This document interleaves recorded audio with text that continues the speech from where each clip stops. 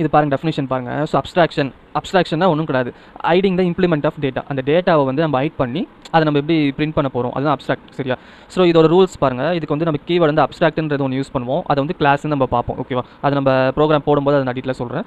So இது பாருங்கள், இதில் வந்து ஏதோ ஒரு மெத்தடு, ஓகேவா, அப்ஸ்ட்ராக்டாக இருந்ததுனாலும் அதை ஃபுல் கிளாஸையும் நம்ம வந்து அப்ஸ்ட்ராக்டாக தான் நம்ம கன்சிடர் பண்ணணும். சரியா? ஸோ அதுதான். ஸோ இது எக்ஸாம்பிள் பாருங்கள். ஸோ இதுதான் அப்ஸ்ட்ராக்ட்னா இப்படி தான் இருக்கும். ஓகேவா? கிளியரா?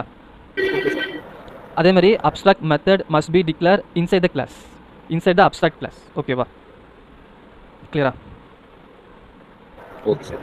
ஸோ இப்போ பாருங்கள். ஸோ இதில் வந்து நான் என்ன கொடுக்குறேன்னா, திருப்பி நான் பேரண்ட்டுன்னு ஒன்று கொடுக்குறேன். ஓகேவா? ஸோ இதில் பாருங்கள், பப்ளிக் வாய்டுன்னு ஒரு மெத்தட் கிரியேட் பண்ணுறேன், ஹெல்த்துன்னு கொடுக்குறேன். சரியா? ஓகேவா? ஸோ இதில் பாருங்கள், இப்போ வந்து நான் பிரிண்ட் பண்ண போகிறேன்.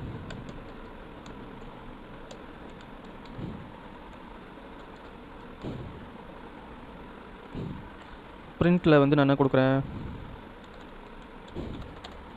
Health is important.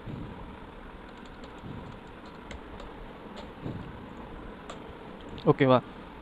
ஸோ இது பார்த்தீங்கன்னா நார்மலாக இருக்குது. இது ஒரு கிளாஸ், இது ஒரு மெத்தட். சரியா? ஸோ இப்போ பாருங்கள், அடுத்து ஒரு இது க்ரியேட் பண்ணுறேன். இதில் என்ன கொடுக்குறேன், ஸ்டடின்னு கொடுக்குறேன். சரியா? ஸ்டடி வெல் அப்படின்னு கொடுக்குறேன். இப்போ நீங்கள் இதில் கவனிக்க வேண்டியது இதுதான். ஓகேவா? ஸோ இது ஒரு மெத்தடு, ஸோ இது ஒரு மெத்தட். சரியா?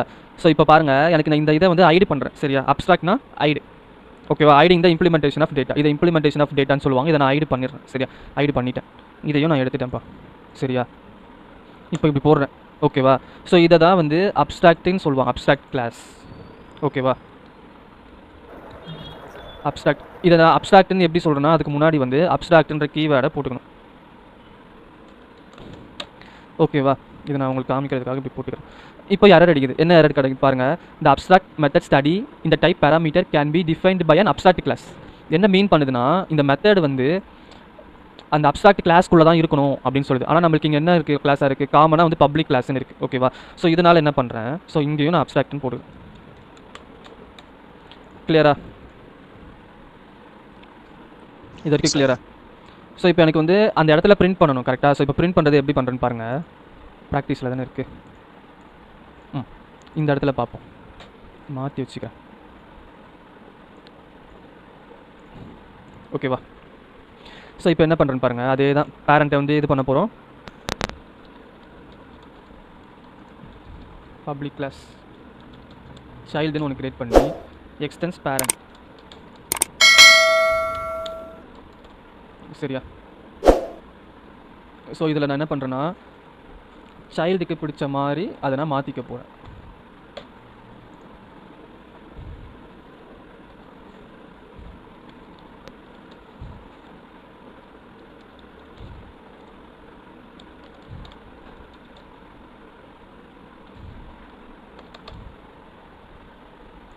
இது ப்ராக்டிஸ், இதுவும் ப்ராக்டிஸில் இருக்குது. ஒரு நிமிஷம்.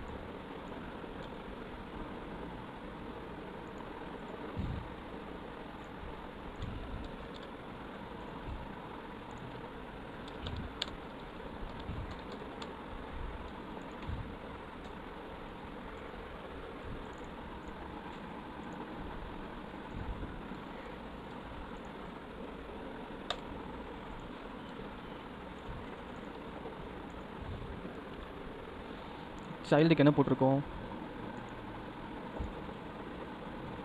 அப்ஸ்ட்ராக்ட் கிளாஸ் ரெடி பண்ணியாச்சு. சைல்டு வந்து சி வந்து கேப்ஸ். ஓகே. பேரண்ட்டுக்கு பி கேப்ஸ். ஓகே. ஸோ இதில் நான் வந்து ஓவர் ரைட் பண்ணுறேன் பாருங்கள்.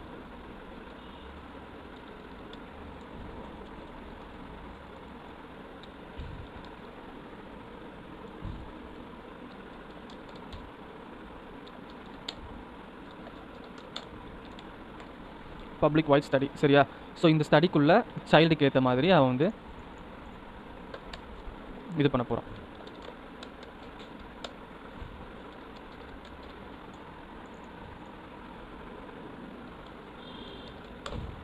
ஓகேவா? ஸோ அந்த இந்த பார்த்தீங்கன்னா இந்த இடத்துல வந்து இதுதான் இருக்குது, எந்த இதுவுமே பிரிண்டே கொடுக்கல. இப்போ பேரண்ட் இதில் வச்சு நான் அதுக்கு ஒரு ஸ்டேட்மெண்ட் எழுதுறேன், காலேஜுக்கு போ அப்படின்னு சொல்லி பேரண்ட்ஸ் சொல்கிறாங்க. ஸோ அதுக்கேற்ற மாதிரி இப்போ இது பண்ண போகிறோம். சரியா?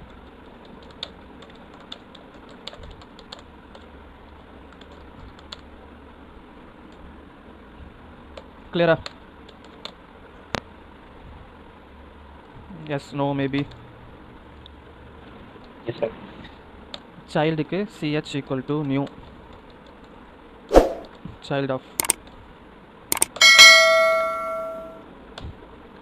இப்போ பாருங்கள், ஸ்டடி தானே, ஸ்டடி இருக்குது, ஹெல்த் இருக்குது. சரியா? ஸோ இப்போ நான் இதை ரன் பண்ணுறேன். ஓகேவா? காலேஜ்னு வருது, ஏன்னா ஸ்டடி வந்து காலேஜ், அதுக்கப்புறம் வந்து ஹெல்த் இஸ் இம்பார்ட்டன்ட் அப்படின்னு இங்கே இருக்கிற ஹெல்த் வந்து அங்கே வந்து பிரிண்ட் ஆகுது. சரியா?